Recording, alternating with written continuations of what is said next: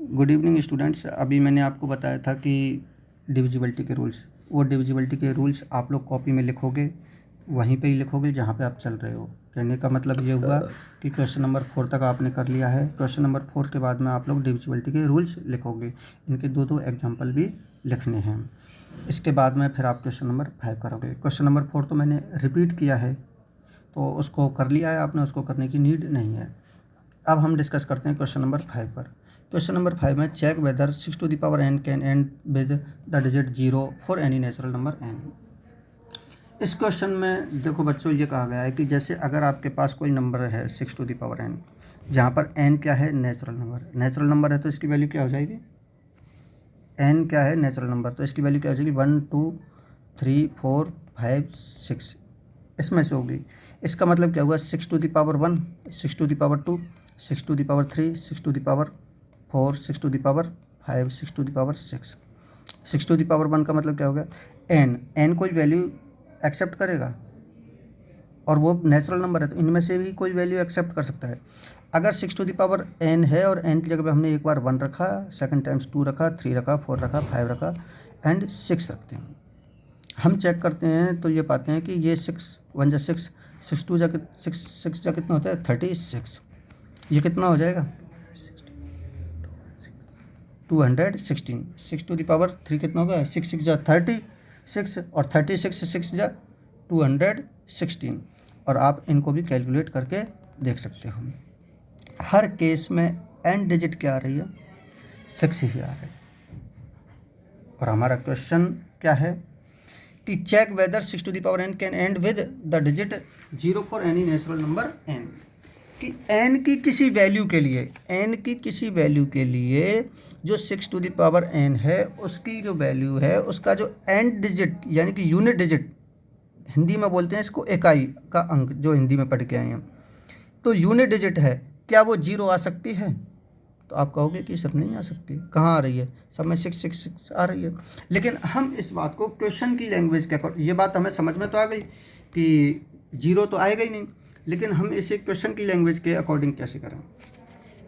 आप लोग देखो कि अगर कोई भी नंबर दिया होगा आपको, अगर कोई भी नंबर दिया होगा, मान के चलो 2 3 5 या 2 0, उसकी अगर एंड डिजिट 0 है, एंड की डिजिट अगर 0 है उसकी, तो उसमें क्या होगा, इसको 2 इंटू 10 लिख सकता हूँ, तो उसमें 10 का होना कंपलसरी है भाई।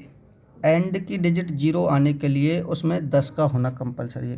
किसका होना कंपलसरी है, 10 का। और 10 किससे मिलकर बना होता है, 2 मल्टीप्लाई बाई 5 से बनकर बना होता है, क्योंकि 10 के अगर प्राइम फैक्टर करेंगे तो 2 मल्टीप्लाई बाई 5 होगा। ये बात समझ में आ गई होगी कि अगर हमें यूनिट डिजिट 0 आनी है तो फिर उसमें 10 होना चाहिए। 10 का मतलब क्या होता है, 2 मल्टीप्लाई बाई 5। तो हम इसको लिखते हैं कि we know that for unit digit 0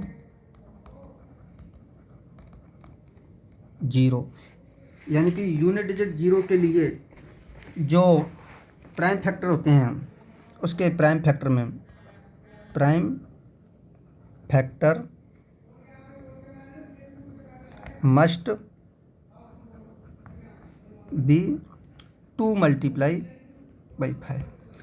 कहने का मतलब ये हुआ कि हम जानते हैं इस बात को कि यूनिट डिजिट 0 होने के लिए जो उसके प्राइम फैक्टर्स हैं, उसके जो प्राइम फैक्टर्स हैं वो, उनमें मस्ट का मतलब निश्चित रूप से क्या होना चाहिए, 2 मल्टीप्लाई बाई 5 होना चाहिए। क्लियर है बात। यूनिट डिजिट 0 के लिए प्राइम फैक्टर में क्या होना चाहिए, 2 मल्टीप्लाई बाई 5 होना चाहिए। अब हम चेक करते हैं कि 6 टू द पावर n में है कि नहीं। हम 6 टू द पावर n को लेते हैं,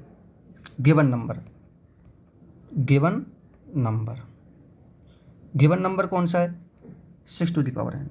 हम इसको लिखेंगे तो इसमें क्या है, 6 है। 6 के अगर हम प्राइम फैक्टर करेंगे तो क्या आ जाएगा, 2 मल्टीप्लाई बाई 3, और उस पर पावर क्या लगी हुई है, n।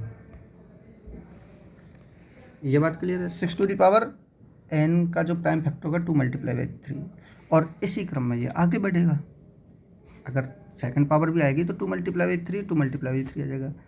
तो इसमें क्या मिसिंग है, 2 तो है लेकिन 5 नहीं है। हमारी नीड क्या है, 5 और होना। इसमें 5 इज मिसिंग, ऐसे लिख दो, prime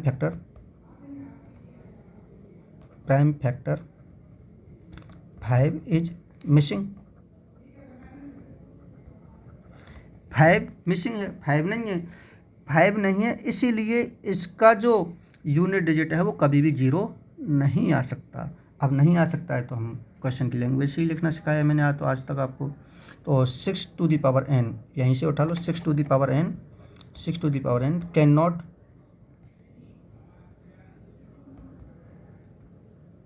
and with the digit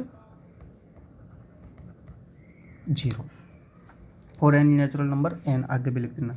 एक बार और रिपीट कर रहा हूँ मैं कि क्वेश्चन में ये था बेटा कि 6 टू द पावर n है, 6 टू द पावर n है, इसकी वैल्यू कभी भी यूनिट डिजिट 0 पे एंड हो सकती है क्या? यूनिट डिजिट 0 पे एंड होने के लिए उसके प्राइम फैक्टर में 10 का होना कंपलसरी है।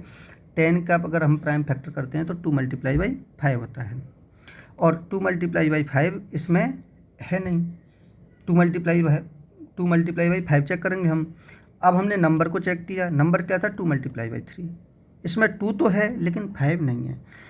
अब 5 नहीं है तो फिर यूनिट डिजिट 0 कभी भी आएगी नहीं। हमें सिर्फ ये वाला लिखना है, ये जो मैंने नीचे बताया है ये आपको समझाने के लिए बताया है, इसको नहीं लिखना है, केवल इतना लिखना है आपको। और सभी बच्चे जो वीडियो में मैं जैसे क्वेश्चंस बता रहा हूँ उसी टाइप से करेंगे और अपना होमवर्क कंप्लीट करेंगे। सभी बच्चे वीडियो कंप्लीट देखें।